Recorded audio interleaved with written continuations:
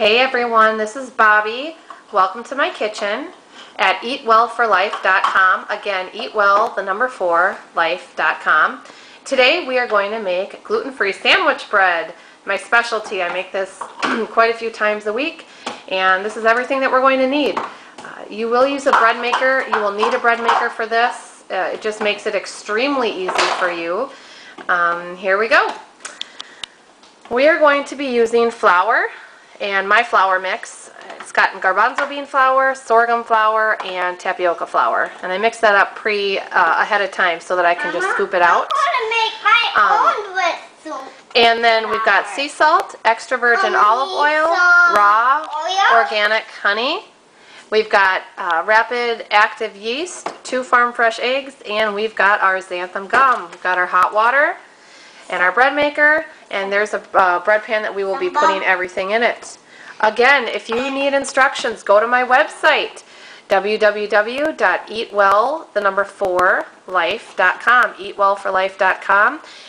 The gluten-free bread, right underneath it, there's the recipe. You can print it straight out so you can follow along with me.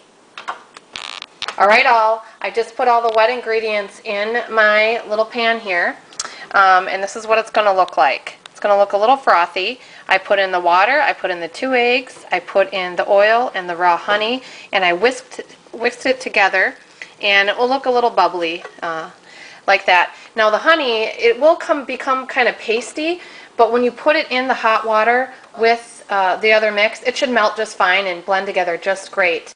Okay, so we've got the wet ingredients together, and now I just put in the dry ingredients. So just let's review that. When you're making gluten-free bread, I want you to put in all the liquid ingredients. So there's 4 liquid ingredients that you put in the pan. Once those are mixed together, you whisk those together, throw in all the dry ingredients, doesn't matter what order except the yeast. I always put that in last. And when, let me show you, when I put it in the pan, you'll see the water is bubbled up right alongside here. I put the yeast, there's some yeast there. I put some yeast there. And then what I do is this is going to let it activate with the water and the honey, the sugar and the honey. So the yeast will make the bread rise. So this is how it looks. Asher, if you could go ahead, my son's assisting me today, go ahead and lightly shake the mix. And then this is what we do when we make our bread. We kind of mix the yeast in a little bit with the water. This helps it activate. So a few more times, Asher, and then I'll ask you to stop. All right, that's good. Now it's mixed in. Yep, and now it's mixed in. And so we're going to let it sit here. We usually let it sit. Oh, it smells good. Oh, I want to taste my cake.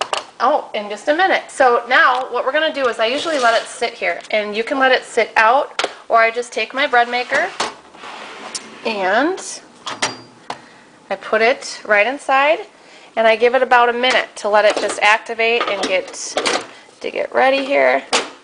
And I let it just sit. Now don't forget about it. I've done that before, and if you forget about your gluten-free bread when it's sitting in there with the wet mixture, it will become gummy and not taste very good. So just heads up on that. So I'm going to shut it and give it a few minutes. And now what I do, here's my bread man. Let's see if you can see that. I put it on white rapid 2-pound loaf. It's 2 hours and 10 minutes. And then I keep it on the medium crust. So it's white, medium crust. I have a 2-pound loaf. It's on the rapid setting. You see that says rapid there. You want to make sure you have a bread maker with a rapid setting, because it's not going to let your bread sit without it mixing. A lot of breads will let it sit and not mix it very well at first. You need your bread mixed. That's why you need a rapid setting. At 1 hour and 20 minutes on the bread maker, and that's the last rise or the last knead. So what I do is I open up the bread maker, and I have a wet paddle, and I kind of scrape it out off of the paddle, and then I get in there with my wet fingers and I pull out the paddle.